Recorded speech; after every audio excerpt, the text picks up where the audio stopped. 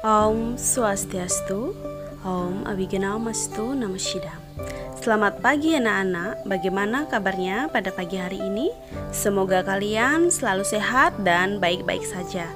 Nah, berjumpa kembali dengan saya Bu Lusweni dalam mata pelajaran Agama Hindu.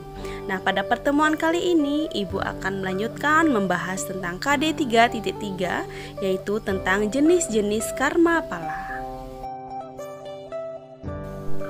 Baiklah anak-anak, sebelum kita memulai kegiatan pada hari ini, marilah kita berdoa terlebih dahulu dengan melantunkan Saraswati Puja. Ibu pimpin ya. Om Saraswati Namastubhyam Varadeka Maruapini Siddharambam Karishyami Siddharbhavantu Sada. Artinya, ya Tuhan, dalam wujudmu sebagai Dewi Saraswati, pemberi berkah, terwujud dalam bentuk yang sangat didambakan, semogalah segala kegiatan yang hamba lakukan selalu sukses atas suara nugrahamu. Om Santi, Santi, Santi Om. Nah, baiklah anak-anak, jangan pernah lupa sebelum kita memulai proses pembelajaran, marilah kita selalu memohon kepada Dewi Saraswati agar menganugerahkan kecerdasan kepada kita.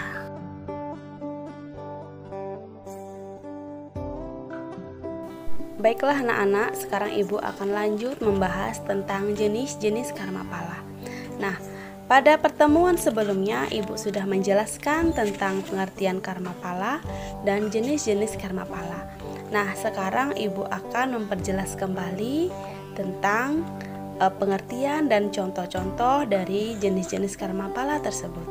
Nah, yang pertama ada Sancita karma pala. Nah, Sancita karma pala adalah hasil perbuatan kita dalam kehidupan terdahulu yang belum habis pahalanya dinikmati dan masih merupakan sisa yang menentukan kehidupan kita sekarang.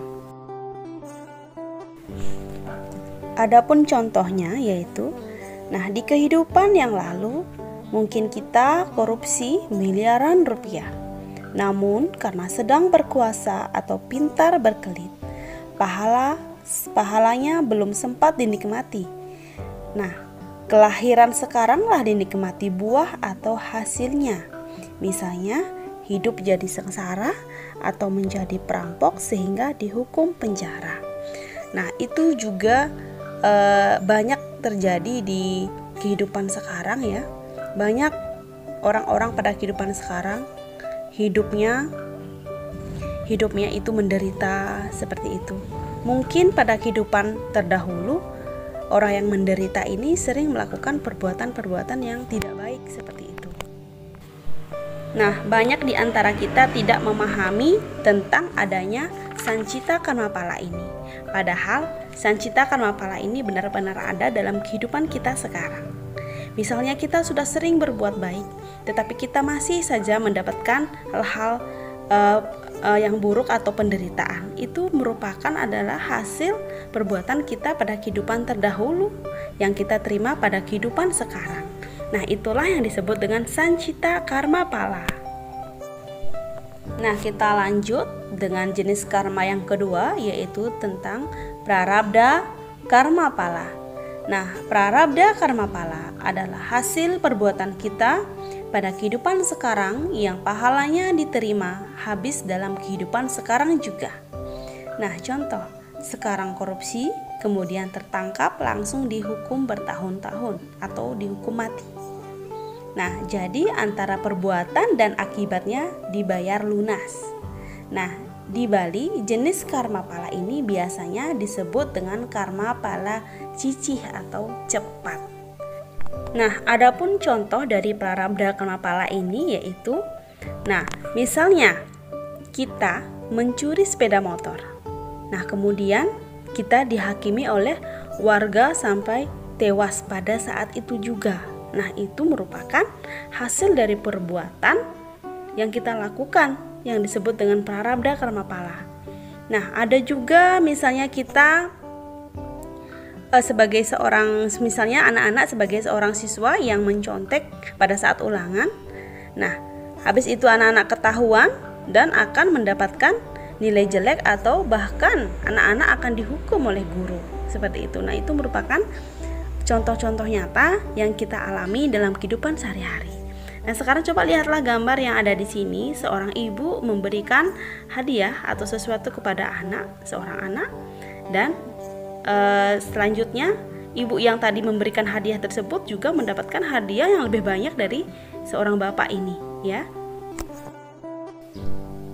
Nah, intinya apapun perbuatan baik yang kita lakukan, ya, sekecil apapun itu, nah kemudian suatu saat nanti Tuhan akan membalasnya dengan lebih banyak lagi. Jadi ibu harap anak-anak tetap melakukan kebaikan sekecil apapun itu dan harus dilakukan dengan rasa tulus dan ikhlas.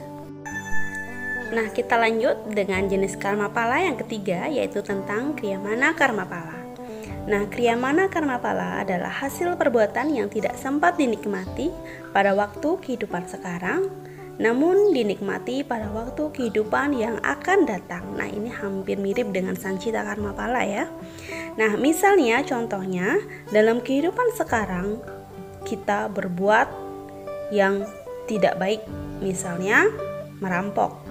Nah, tapi entah bagaimana kejahatan itu tidak berhasil dibuktikan karena kelicikan kita, lalu kita meninggal dunia. Nah, dalam kehidupan yang akan datang pahalanya akan diterima pada saat reinkarnasi loh, ya, karena kita di dalam agama Hindu percaya dengan adanya reinkarnasi atau kelahiran kembali, ya.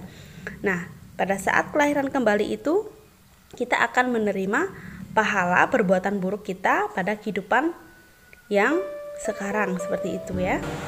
Nah, begitu juga sebaliknya, jika dalam kehidupan sekarang ini kita selalu berbuat baik, selalu menolong, suka bersedekah, nah pada kehidupan yang akan datang kita akan dilahirkan menjadi orang yang bahagia atau dilahirkan di keluarga orang terhormat dan kaya, di mana tak ada penderitaan yang dialami, seperti itu, ya.